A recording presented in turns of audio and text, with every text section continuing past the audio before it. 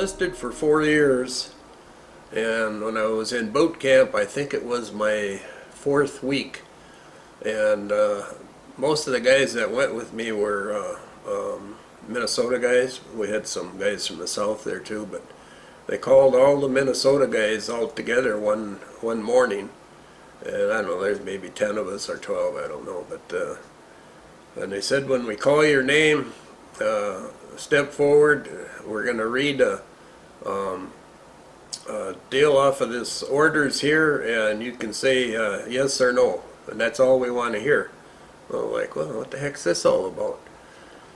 Well, what happened was they had so many guys trying to get out of having to go in the Army or the Marines, because Vietnam was really getting hot then, and they were getting overflow, so everybody was trying to get in the Navy. So they had... and you enlisted in the Navy? Yeah, I enlisted when I was in 11th grade. I went in on a buddy system with 4 other guys. So you weren't drafted? Nope, I enlisted. Yep. Up here in Bemidji? Yep. Went enlisted in 11th grade. My brother Jerry, who's passed away now 3 years ago, he was there then, and so I decided that I wanted to go too. So where was your boot camp? Boot camp was San Diego. Oh, so they called all the Minnesota guys? Yep, and they said, okay, here's the deal.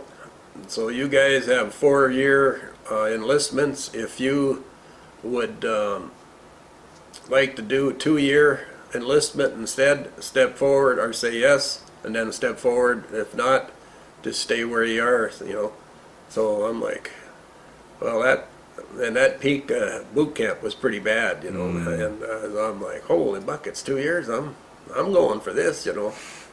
You enlisted because you were eager to join, yeah, and now you're eager to get out. Yeah, I'm like, boy, only 2 years, you know, I can handle this, you know. Boot camp changed your mind a little, huh? Believe it or not, there was me and 3 other guys, the only ones that stepped forward. The rest of them stayed. Were they suspicious? Like, yeah, what do you got to do for 2 years? They were smart, because what they didn't tell you when that was all over, that anybody that took that 2 years was automatically going to Vietnam. Your orders were, when your orders were done in boot camp at the end of your 9.5 weeks or whatever it was, then you knew you were going to Vietnam. And the other guys? The other guys went to other places. So Anywhere. They could have went to a base in Europe for all you knew. Yep, a lot of them went to West Coast, you know, or Europe, or although maybe not as many Navy guys. Aircraft carriers, you know, yeah, big cruisers and stuff like that, you know. And then I'm like, oh, I'm going to Vietnam on a boat, and I'm like, what the heck is this LST thing anyway, you know? And then one of the guys took out a picture. He says, this is it right here. I'm like, oh, I think I screwed up. Do you regret making that choice? No. Nope, I'd do it all over again. It was, met really great guys, and it was just something I'd do again in a heartbeat. Would not even think twice. Even though you saw carnage? Oh yeah, it's like, well, no, any place you go, you could have seen that, you know, so it was, yeah, I'd do it again, yeah. So gosh, you had all these experiences with these guys. I mean, that really builds the camaraderie. Yeah. So was there a part of you that was sad when your 2 years ended? Yeah.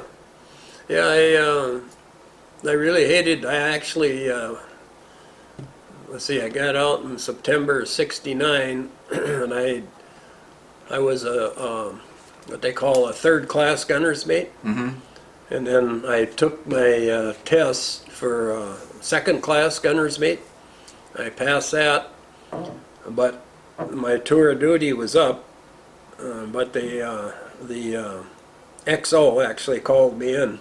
This is like maybe a month or 2 months before I was supposed to get out, and offered me a re-enlistment package, $10,000. You got your next rate, and you got your choice of tour of duty for a year, but you had to re-enlist for 4 more years.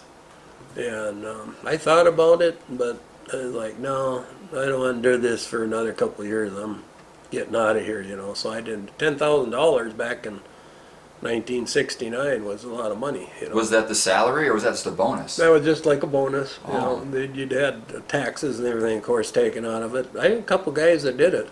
I didn't, but So when your tour was done, you just gathered your things off your boat, and then you went to the airport and flew home? Or? yep. I went to in Guam. I got off my boat in Guam, and then I took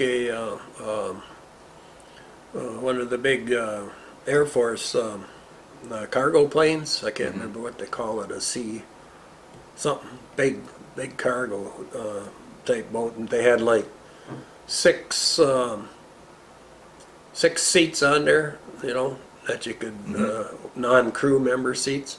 Were you the only one on your ship that was going away at that No, time? there was a couple of us got discharged at the same time.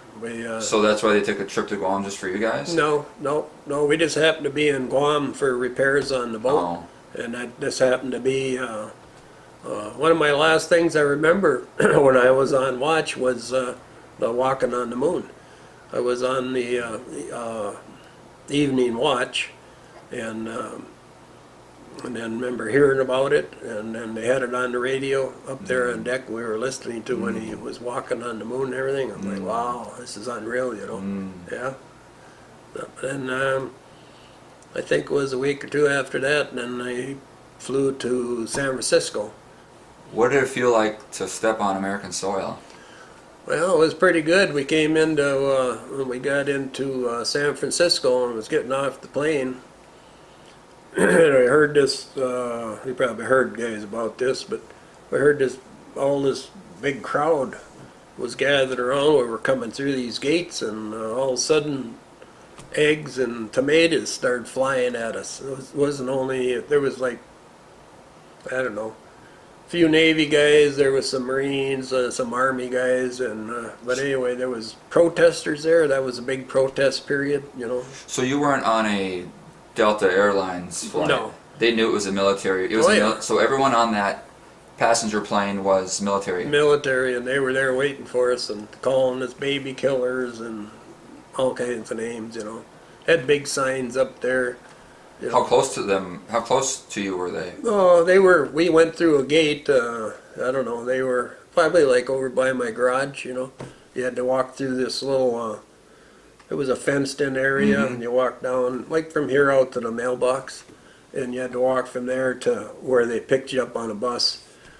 And narrow corridor, and then, So they were a ways away? Yeah, they were ways off on the side, but they were... So they were like 50 feet away from you guys? Yeah, they started chucking stuff at us and screaming, and I was like, what the hell's going on here, You didn't expect that? No, I didn't get hit by anything, but it was close, I actually had rockets hit the water in front of me and splash water on me that close. That happened a couple times. You saw eggs and tomatoes splattering on the pavement there? Yeah, I seen a couple guys get hit with eggs.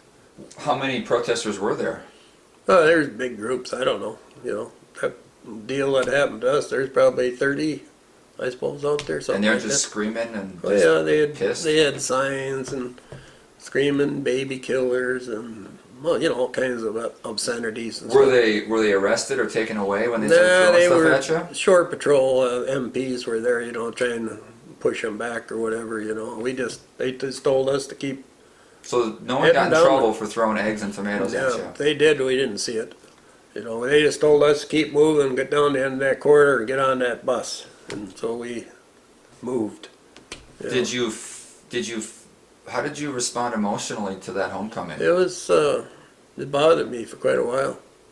Even months after I was out, I'd tell my friends about it, and they're like, "Oh, really?" I said, "Yeah." I said, "It was terrible." I said, I have dreams about it. It just bothered me, just to see that happening, because you're over there putting your life on the line every day, and you come back and you get treated like that. And it's like most of these people never had nothing to do with the military and never would, And so it kind of bothered you. If it didn't, there was something wrong with you, Bothered me a lot. You knew there was some controversy about the war. Oh yeah, we knew all about it, Yeah. How did you know that out there? Well, you had radios, everybody had radios and stuff, And draftees would Yeah, new come. guys would come and they'd tell you what's going on, Protest here, protest there, it was a big deal, back in the States then, But it took you back. It took you back Oh, yeah. by surprise when you Well, got yeah, off when and it there they actually were. happened to you, it's like, man, well, this is unreal, you know. Yep, most of the guys when you got R&R when you were waiting to get mustered out too, and go downtown San Francisco. And I did the same thing. I didn't wear uniforms. I wore civilian clothes, civvies we called them, just for that reason because San Francisco had that big hippie deal going then, Haight-Ashbury and all that stuff. So it was everywhere you went, there was hippies, you know, and they didn't even want to deal with it, so I just wore civvies. Didn't they know you were a soldier though? 'Cause Well, your they could hair? probably tell by your looks, and everything, but They didn't mess with you. no. But if you would have been wearing your fatigues, Oh yeah, you'd probably got some bullshit, for sure. Yeah. I thought you had to wear your fatigues. Nope, not when you went on leave. Not leave, R&R, Yeah, a weekend or something. Yeah, just a day off or two, Uh-huh. Yeah. That was up to you. You could wear uniforms or you didn't have to. Whatever Were you want. also just sort of like, not just the culture shock of coming back to the U.S., but coming back to San Francisco? So like the styles have changed, Oh, and you yeah. see all these hippies, and you're like, holy cow, what happened to America? Yeah, this was like, wow, I've heard about this, but I didn't think it would be anything like this, I mean, they were everywhere. It was unreal. Yeah, you could walk downtown and having smoked marijuana quite a bit in Vietnam. I mean, you come around the corner and you smell it big time. And of course there'd be some guys or gals laying against the building or whatever, smoking weed, whatever. Yeah, I've seen that a lot. Pretty normal. Going to bars here as a single man, did you compare it to Oh yeah. the bars out there, and were you like, this is a lot different? Yeah, most of my buddies in high school, the ones that didn't go in the service, were going to college. Here, a lot of them were going to college at Bemidji State. So we'd all get together and I'd tell them about the bars over there, and I'd like, these guys are like chasing women here and then never getting lucky. And I said if I was over in Philippines right now, I wouldn't even have to worry about it, And well, what do you mean? I tell them the stuff, and yeah.